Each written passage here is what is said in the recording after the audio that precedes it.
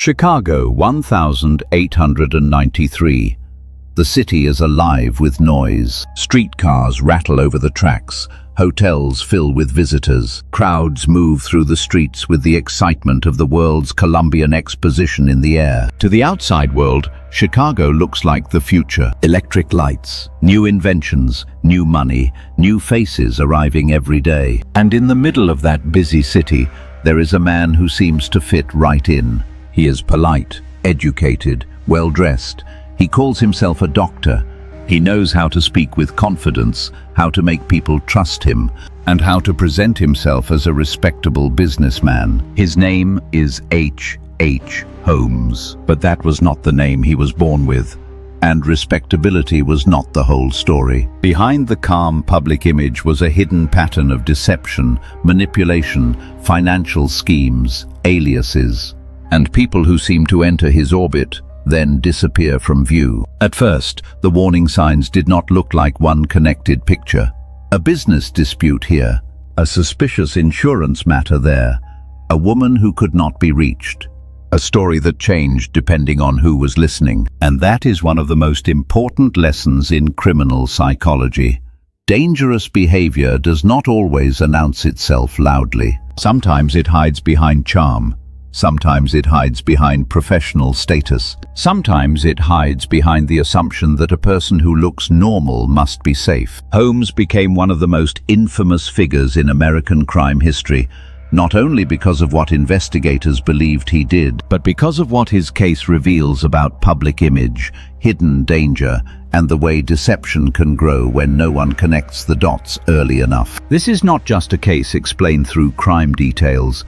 It is a case study in offender behavior, a case about control, manipulation, double life patterns, and how a person can use confidence as camouflage. It is also a reminder that history can become distorted. Some stories about Holmes were exaggerated by newspapers and legend, but even when the myth is separated from the facts, the behavioral pattern remains deeply disturbing. So the question is not just, what did H.H. Holmes do? The deeper question is this: how can someone appear ordinary, trustworthy, even respectable on the outside, while hiding a dangerous pattern underneath? Before the world knew him as H.H. Holmes, he was Herman Webster Mudgett. He was born in 1861 in Gilmanton, New Hampshire, a small New England town far removed from the noise and opportunity of Chicago. On paper, his early life did not look like the beginning of a major criminal case. He came from a family with social standing. He was intelligent. He did well academically. By the standards of the time, he looked like a young man with a future. And that is part of what makes this case so important from a criminal psychology perspective. Dangerous patterns do not always begin in obvious places. They do not always begin with someone who looks troubled from a distance. Sometimes they begin with someone who learns early that intelligence can be used not just to succeed, but to control the way others see them. Accounts of Holmes's childhood are difficult to verify completely. Some stories may have been shaped by later legend, but several themes appear again and again: emotional distance, social difficulty, fascination with medicine, and a growing comfort around deception. Some reports describe a strict home environment. Others describe bullying by classmates, especially because he was seen as academically gifted. One well-known story says classmates frightened him with a human skeleton. Whether every detail is accurate or not, the story reflects something that became central to the Holmes legend: a young person exposed to fear, anatomy, and control, then later drawn toward medicine in a way that may have blurred moral boundaries. But we have to be careful. A difficult childhood does not create an offender by itself.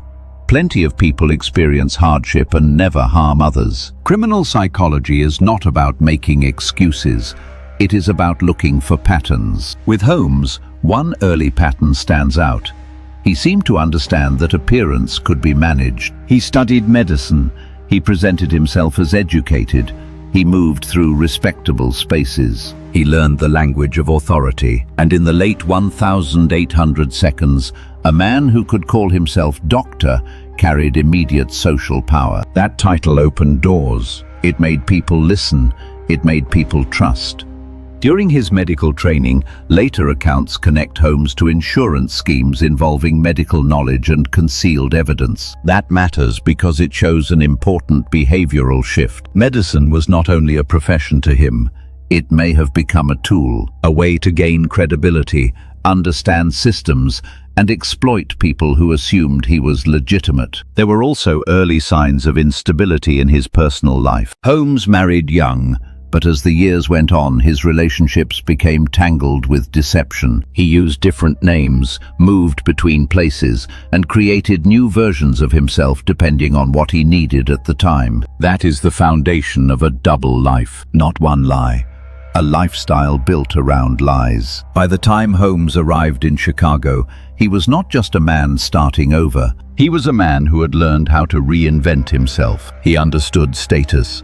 He understood charm. He understood that people often judge safety by confidence, clothing, education, and profession. And that is where the hidden danger begins. Because when someone uses a respectable public image as a mask, the people around them may not question small warning signs. They may explain them away. They may assume a doctor, a businessman, or a polite neighbor could not be involved in something deeply harmful. The background of H.H. Holmes teaches a difficult lesson. Early warning signs are rarely clear in isolation, but when intelligence, deception, emotional detachment, and a hunger for control begin to overlap, they can form a hidden pattern long before a case becomes public. To understand the H.H. Holmes case explained through criminal psychology, we have to start with one simple idea. Not every dangerous person looks chaotic. Some appear organized, some appear calm. Some understand exactly how to move through society without drawing attention. Holmes's behavior shows several traits often discussed in offender behavior analysis. We see deception, we see manipulation, we see a willingness to use people as tools, and we see a pattern of creating trust, then exploiting it. That does not mean we can diagnose him from history. We cannot sit across from Holmes in a clinical setting. We cannot test him. We cannot know every private thought. But we can study the behavioral pattern he left behind. And that pattern is important. Holmes seemed to understand the power of a public mask. He used professional status, polite behavior, and business language to create credibility. In everyday terms, he knew how to make people lower their guard. Think of it like a stage set. From the audience, the front of the stage looks clean and convincing. The lighting is right. The actor knows his lines. Everything feels real. But behind the curtain, something very different is happening. That is how double-life behavior often works. The person builds a version of themselves that others can accept. Responsible, charming, educated, successful. Then, behind that version, they engage in behavior that contradicts everything the public image suggests. In Holmes's case, the doctor identity mattered. A doctor was expected to be intelligent, helpful, and respectable.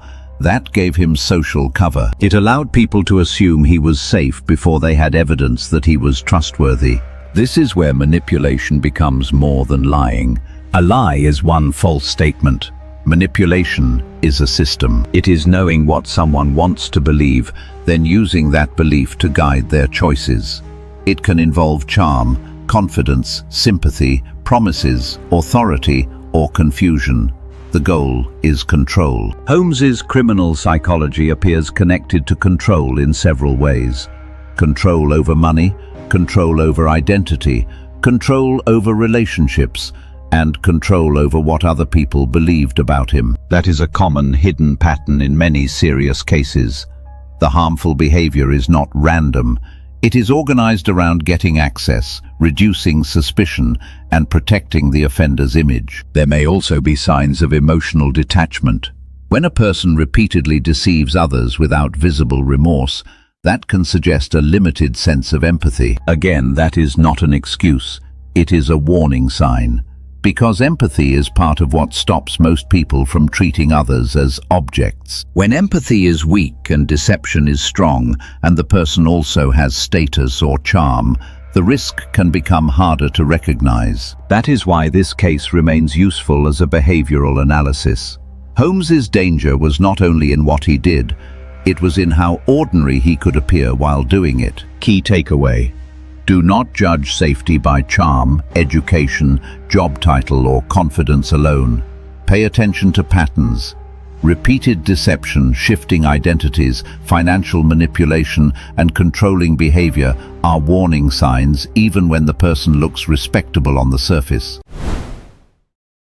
The first signs in the H. Holmes case did not appear all at once. They appeared in fragments of behavior. It began with a questionable promise. A new name allowed him to separate himself from his past. A business arrangement that did not feel right. A financial scheme that benefited him more than anyone else. A person who seemed to trust him, and then became vulnerable inside a situation he controlled. That is often how hidden danger works. It does not always arrive as one obvious alarm. It shows up as small pieces of behavior that people explain away. During his medical training, Holmes was already connected to concerns about deception. One account from his time near graduation involved a woman accusing him of making a false promise of marriage. On its own, that might have looked like a private dispute, but in behavioral analysis, repeated deception can become an early warning sign. Then came the reinvention of his identity. Herman Webster Mudgett became Dr. H. Holmes. That change mattered for his entire future. A new name allowed him to step into a more powerful public image. The title of doctor gave him credibility. It made people assume education, stability, and moral responsibility. But Holmes' later pattern suggests he understood how easily trust can be built when someone looks professional. In Chicago, he worked as a pharmacist and moved into business. He became associated with a building that later became central to his legend. But the first clear warning sign was not a dramatic story about hidden rooms or exaggerated rumors. It was fraud. There were many complicated contracts. There were also many insurance policies. He left behind many unpaid suppliers. Business dealings that created confusion and gave Holmes room to profit. According to later research discussed by history, the famous building may not have operated in the way many myths describe. Some accounts inflated the details over time. But even stripped of legend, the building still shows something important. Holmes used business itself as a tool of deception. He could promise one thing and do another. He could present construction as opportunity. He could use complexity to hide intent. That is a major warning sign in offender behavior. People who rely on manipulation often create environments where the truth is hard to verify. Too many stories, too many documents, too many moving parts. By the time someone asks the right question, the manipulator has already moved to the next explanation. Holmes also became linked to insurance schemes, including arrangements where financial benefit depended on another person's misfortune. That is where the pattern becomes especially concerning. When someone repeatedly mixes relationships, money, false identities, and control, the risk is no longer just dishonesty.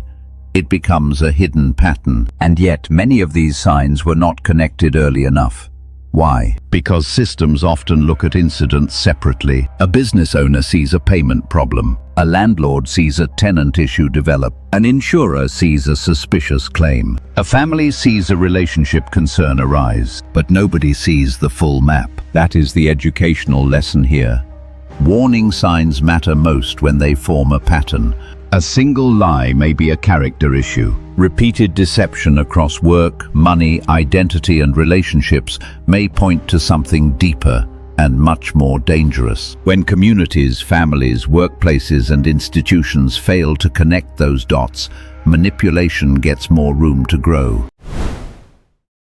By the early 1892s, the pattern around H. Holmes had become more than scattered dishonesty. It had become a system. And the system worked because Holmes understood access. He did the opposite. He appeared useful, professional, intelligent, business-minded. He stepped into people's lives as a doctor, employer, landlord, romantic partner, or financial opportunity. That is a critical point in this case explained through criminal psychology.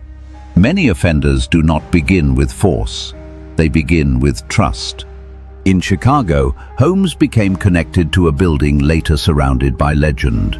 Newspapers would eventually describe it in extreme terms, turning it into one of the most infamous locations in American crime history.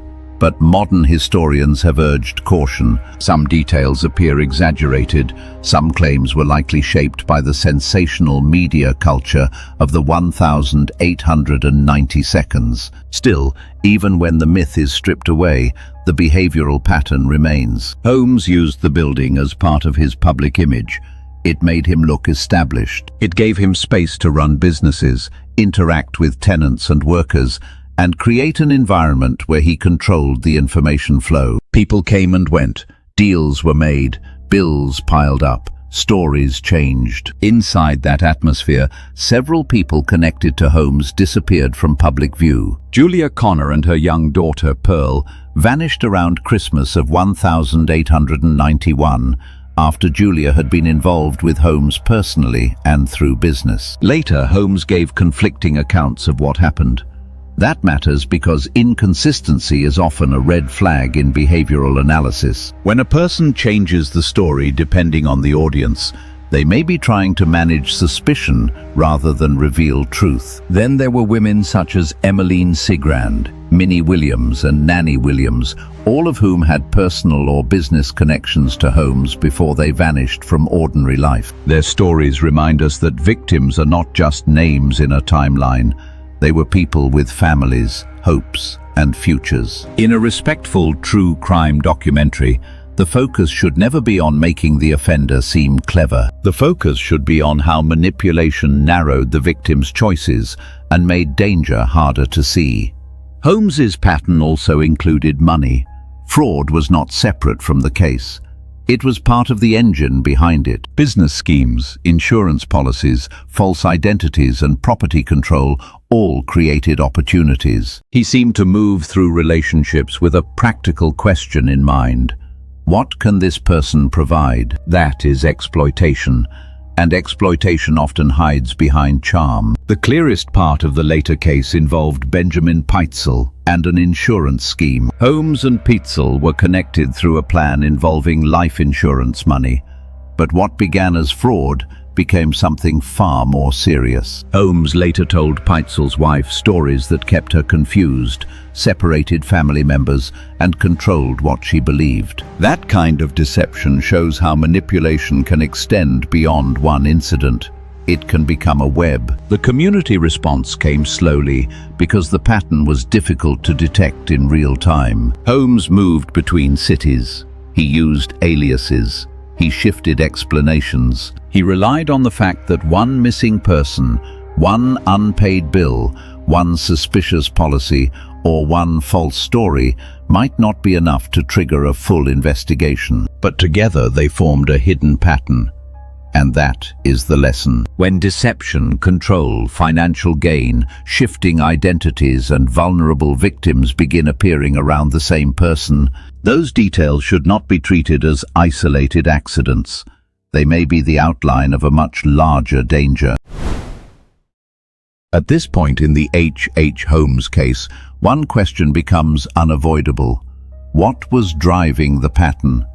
When we look at Holmes through criminal psychology, the answer does not appear to be one single motive. It looks more like several motives working together. Money, control, ego, deception, and a disturbing ability to separate his public image from his private behavior. Another box holds the hidden behavior: fraud, manipulation, exploitation, and control. In simple terms, compartmentalization is when a person places different parts of their life into separate mental boxes. One box may hold the respectable identity, the doctor, the businessman, the polite speaker, the man who seems calm and capable. Another box holds the hidden behavior: fraud, manipulation, exploitation, and control. Most people feel emotional tension when those boxes conflict. They feel guilt, they feel anxiety, they worry about the harm they are causing. But in some offender behavior patterns, that tension appears reduced.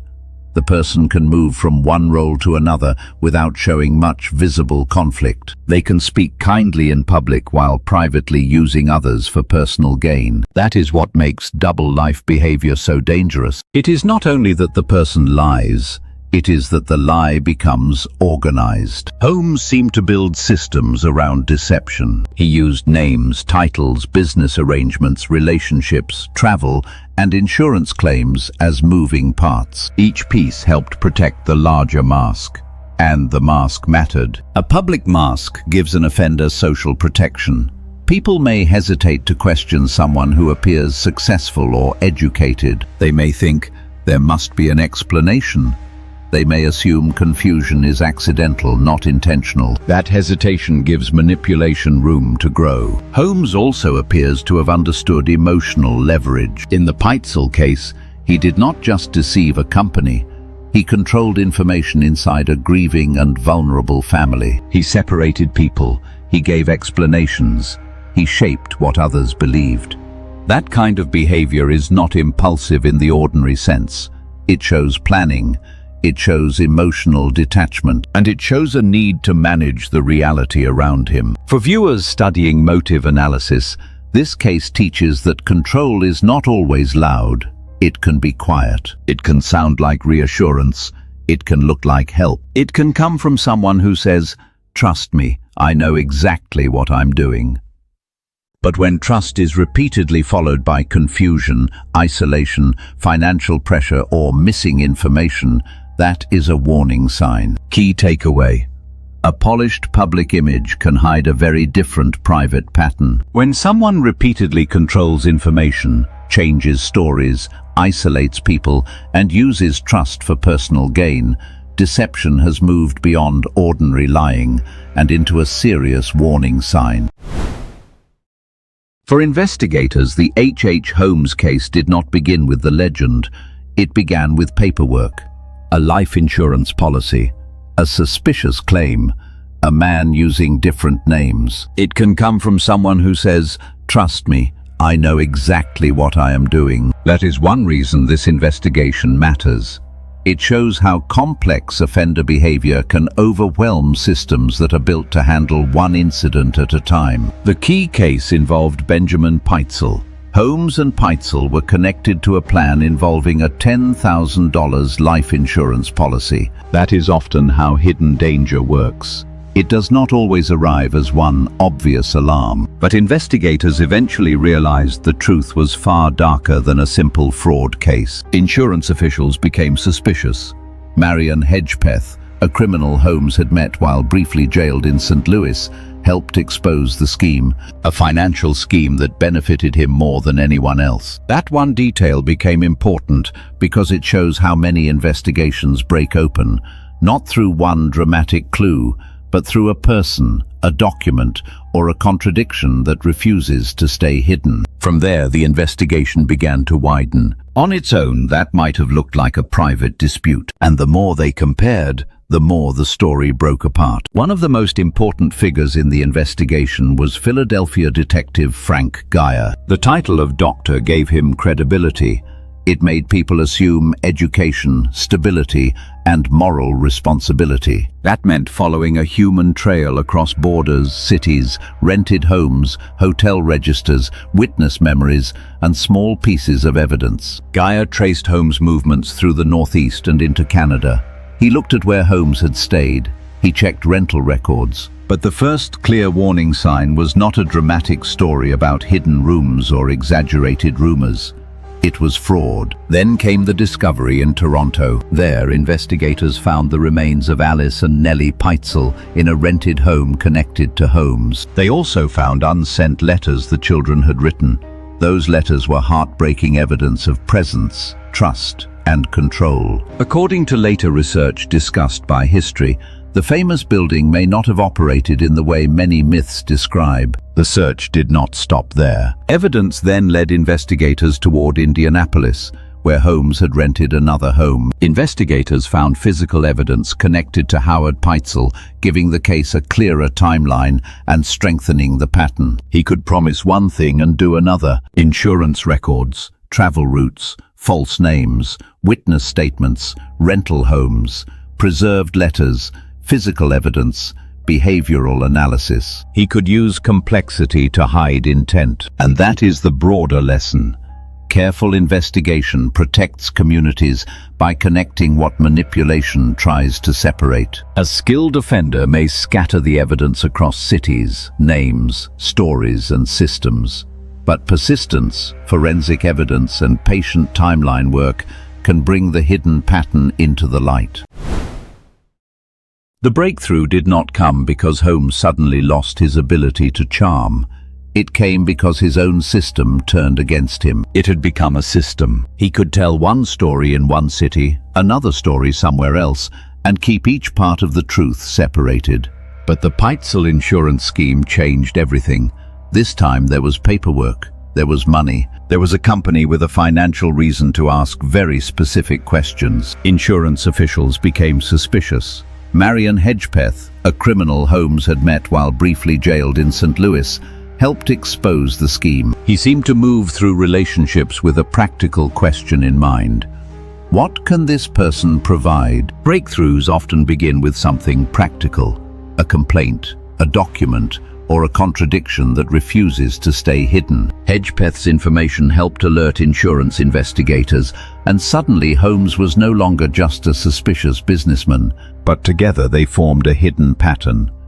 And that is the lesson. The mask began to crack. In 1894, Holmes was arrested in Boston, Massachusetts, turning it into one of the most infamous locations in American crime history.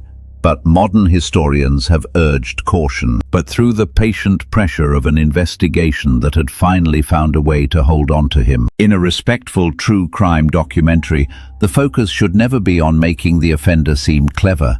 The public image was still there, and with it the ability to perform innocence. But now investigators had something stronger. They had a trail, they had an insurance policy, they had conflicting stories, they had witness information, they had movement patterns, and soon they would have physical evidence connected to the children. Later, Holmes gave conflicting accounts of what happened. That matters because inconsistency is often a red flag in behavioral analysis. For the community, Holmes's arrest was not just the capture of one man.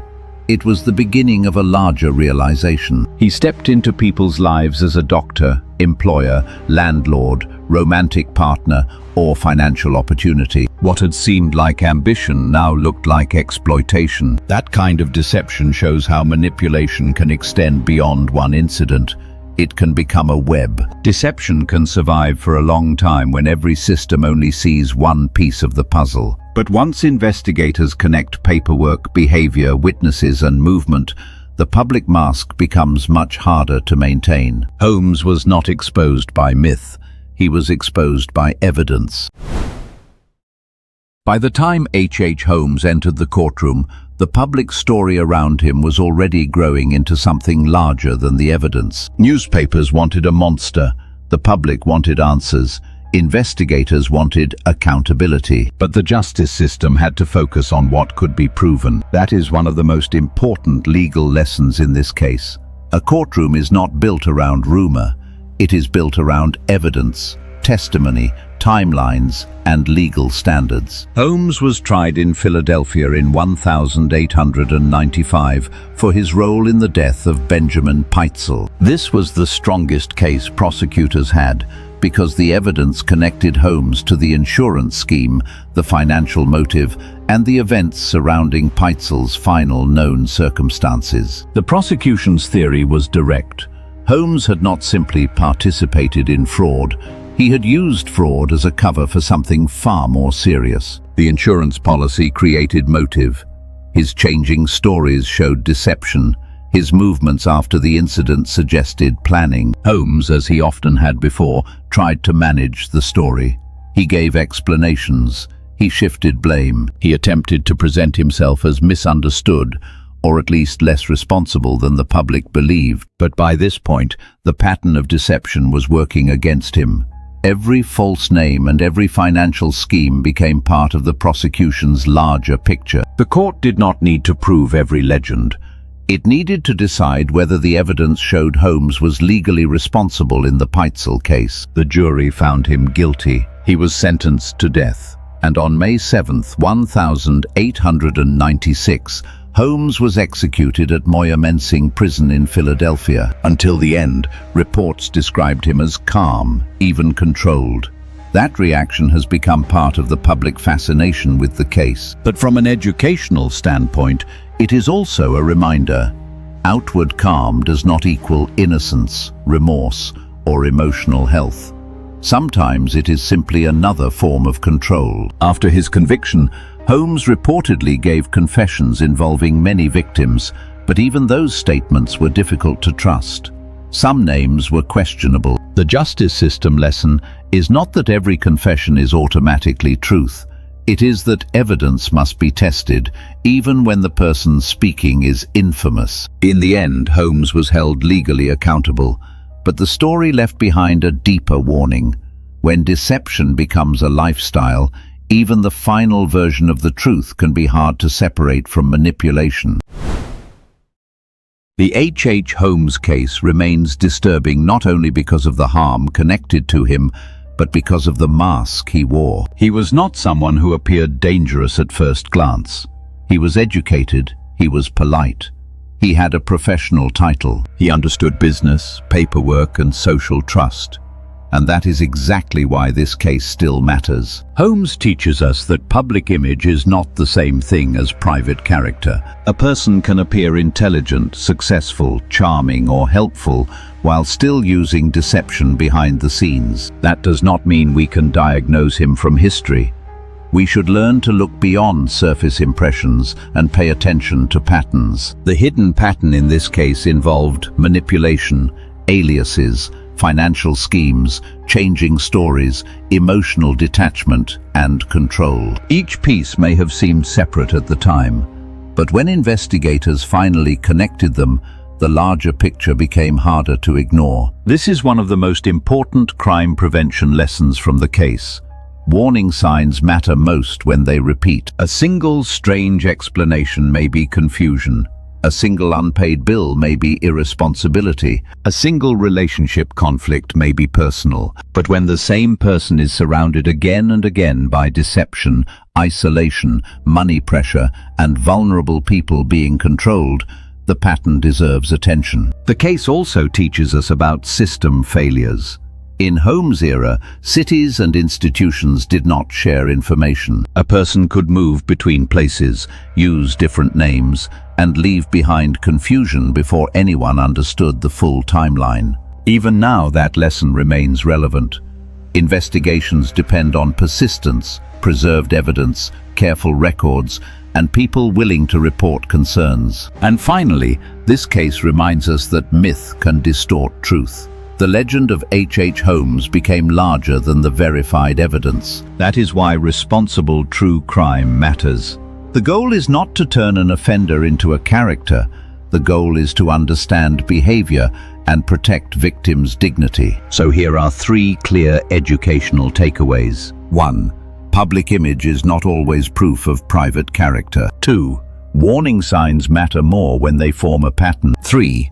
Careful investigation, preserved evidence, and behavioral analysis can expose what manipulation tries to hide. H. Holmes built his life around control, deception, and performance. But in the end, the mask did not hold. The paperwork, the witnesses, the timelines, and the physical evidence revealed what charm had concealed. And that is why this case still speaks to us more than a century later. Because hidden danger often depends on silence, confusion, and assumptions. Awareness finally breaks that dangerous pattern. If this case helped you understand criminal psychology, warning signs, offender behavior, or how investigations work, subscribe for more.